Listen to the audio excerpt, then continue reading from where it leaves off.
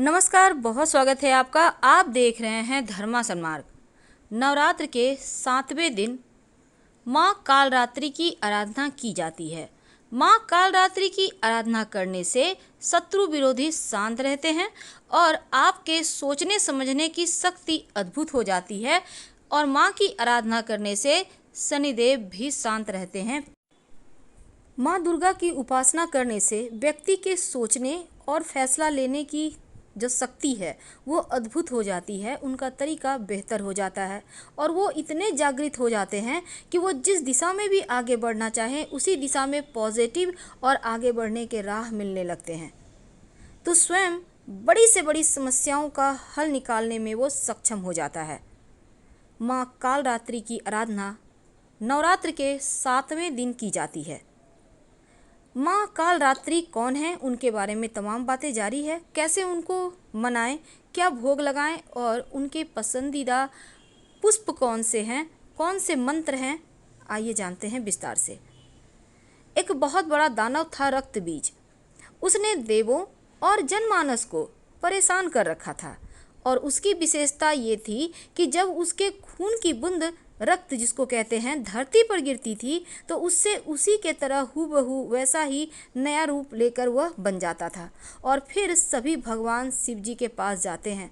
शिव जी को पता था कि देवी पार्वती ही उसे खत्म कर सकती हैं और शिव जी ने देवी से अनुरोध किया। इसके बाद माँ ने स्वयं शक्ति संधान किया और माँ पार्वती का चेहरा एकदम भयानक डरावना सा दिखने लगा। फिर जब वो एक हाथ में से रक्त बीज को मार रही थी तभी दूसरे हाथ में एक मिट्टी का पात्र खप्पर में से झेल लेती थी, यानी कि रक्त के बूंदों को जमीन पर गिरने ही नहीं देती थी और उन बूंदों को मिट्टी के खप्पर में ले लेती थी और पीने लगी। तो इस तरह रक्त बीज को मारने वाली जो माँ पार्वती का नया रूप को ही हम कालरात्रि कहते हैं। माँ दुर्गा के सप्तम शक्ति कालरात्रि के नाम से जानी जाती है और दुर्गा पूजा के 7वें दिन, नवरात्र के 7वें दिन माँ कालरात्रि की उपासना होती है। माँ कालरात्रि दुष्टों को, असुरों को मारने वाली हैं और सेल्फ एनर्जी संधान करने वाली हैं। इसी एनर्जी के अंश को आशीर्वाद स्वरूप माँ अपने भक्तों को देती हैं। अब नाम से ही पता चलता है कि माँ दुर्गा की यह 7वीं शक्ति कालरात्रि हैं, जिनके शरीर का रंग घने अंधकार की तरह एकदम काला है और इनका रूप भयानक है। सिर के बाल बिखरे हुए हैं और गले में विद्युत की तरह चमकने वाली माला है।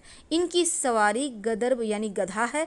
अंधकार में स्थितियों का विनाश करने वाली शक्ति है माँ कालरात्रि और काल से भी रक्षा करती हैं। माँ के 3 नेत्र हैं और तीनों ही नेत्र ब्रह्मांड के समान गोल हैं। इनकी सांसों से अग्नि निकलती रहती है, गंधर्व की सवारी करती हैं। ऊपर उठे हुए दाहिने हाथ में की जो मुद्रा है भक्तों को वर देती है और दाहिने हाथ की तरफ नीचे वाली मुद्रा अभय मुद्रा में है। बाएं तरफ के ऊपर वाले हाथ में लोहे का कांटा है और नीचे वाले हाथ में खड्ग है। इनका रूप भले ही भयंकर हो लेकिन यह सदैव शुभ फल देने वाली माँ है, इसीलिए इनका नाम शुभंकरी भी है। आइए जानते हैं, इस दिन माँ कालरात्रि की पूजा करने से शनि संबंधी तमाम दोषों से भी मुक्ति मिलती है। शनिदेव को प्रसन्न किया जाता है और माँ कालरात्रि को प्रसन्न करने से शत्रु विरोधी कभी आपका कुछ बिगाड़ ही नहीं सकते।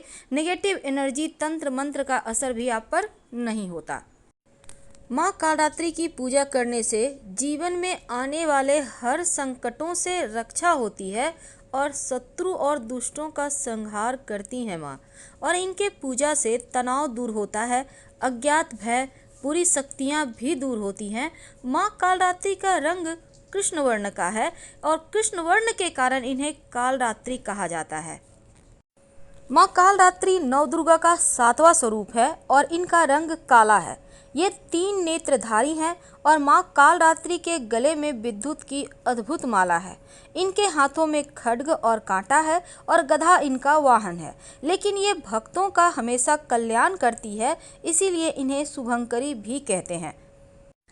तो आप सुबह सुबह स्नान वगैरह करके घर की जब सफाई कीजिएगा, उसके बाद सबसे पहले तो स्नान वगैरह करके आप स्वच्छ वस्त्र धारण करें और ये वस्त्र होगा, अगर आप सफ़ेद या लाल रंग के कपड़े पहने तो ज़्यादा अच्छा है। हालांकि माँ की पूजा आधी रात में करने का भी विधान है, उसके बारे में भी हम बताएंगे। लेकिन सबसे पहले सिंपल तरीके से आप सुबह के समय कैसे पूजा करेंगे। सबसे पहले तो एक घी का एक मुखी दीपक जलाइए। इस दीपक में लाल धागे की बाती होगी और 2 लौंग दीपक में होंगे। अब दिया जलाइए और दीपक के नीचे आसन फूलों की पंखुड़ी या फिर अक्षत का दीजिए तो अच्छा है। अब माँ को लाल पुष्प यानी लाल गुड़हल के पुष्प अति प्रिय हैं। नवरात्र में किसी भी दिन अगर लाल गुड़हल की पुष्प की माला आप माता रानी को पहना दें तो बड़े से बड़े शत्रु विरोधी भी शांत होते हैं और जीवन में उन्नति के मार्ग खुलते हैं। माँ को गुड़ का भोग अति प्रिय है, तो जब आप पूजा कीजिएगा तो एक पात्र में गुड़ का भोग उनको लगाइएगा। और जब गुड़ का भोग लगाएं तो आधा आधा यानी कि गुड़ के भोग को 2 हिस्सा कर लीजिएगा। भोग लगाने के बाद आधा आप पूरे परिवार के साथ खाइएगा और आधा ब्राह्मण को दान दे दें, पास के मंदिर में रख दें या किसी गरीब को दे दें। ये जो गुड़ है आधा, इससे क्या होगा, जीवन में खुशियाँ आती रहेगी। अब माता रानी को प्रसन्न करने के लिए आप रात में एक छोटा सा प्रयोग कीजिएगा।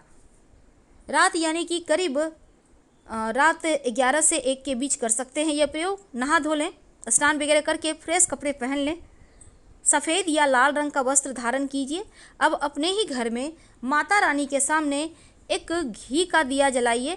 दीपक जलाकर आप बैठ जाइए। दीपक ठीक उसी प्रकार से होगा, लाल धागे की बाती होगी और 2 लौंग होगा। फिर माता रानी को गुड़ का भोग लगाएं।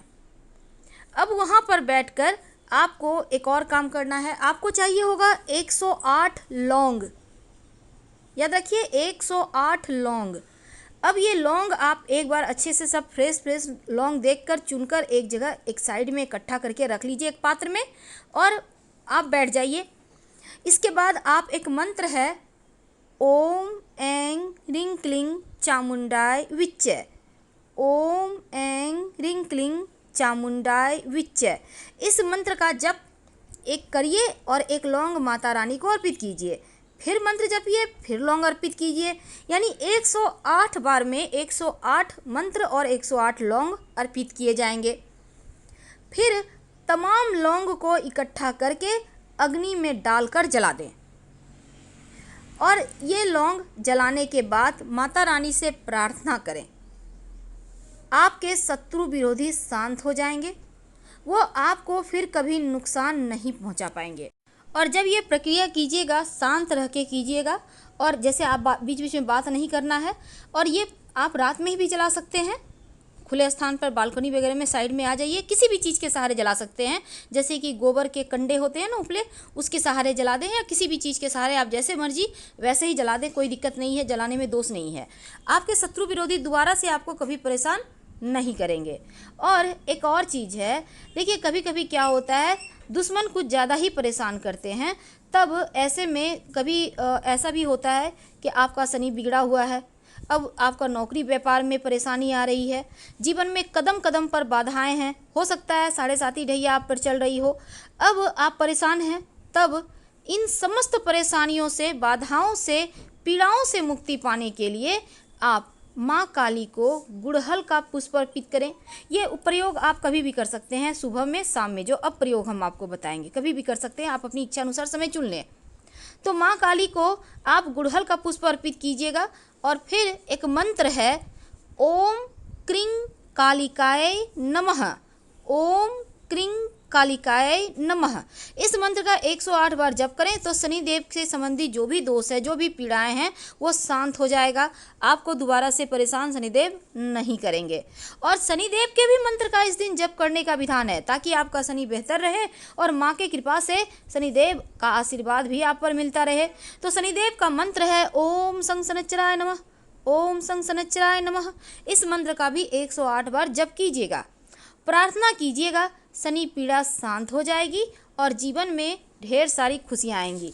तो ये तो थी 7वें दिन, नवरात्र के 7वें दिन माँ कालरात्रि की पूजा कैसे करें और कैसे उनको मनाएं। तो माँ को गुड़ का भोग जरूर लगाइए और माँ के मंत्रों का भी जप करें। आप चाहें तो सप्तशती का पाठ कर सकते हैं, लेकिन जो गुड़ आपने भोग लगाया है, आधा गुड़ आप अपने परिवार के साथ मिल बांट कर खाएं और आधा किसी को दान कर दें। किसी पास के मंदिर में रखा सकते हैं। लेकिन माँ की उपासना किसी को नुकसान पहुँचाने के लिए मत कीजिएगा, अपनी भलाई के लिए कीजिए तो अच्छा है। माँ का मंत्र है नवान्न मंत्र, ओम ऐं ह्रीं क्लीं चामुंडाय विच्चे, ओम ऐं ह्रीं क्लीं चामुंडाय विच्चे। आप इसी मंत्र को पढ़कर 108 लौंग की आहुति दीजिएगा। तो हम आपसे विदा लेते हैं। जानकारी अच्छी लगे तो लाइक कर सब्सक्राइब करें। हर हर महादेव। धन्यवाद।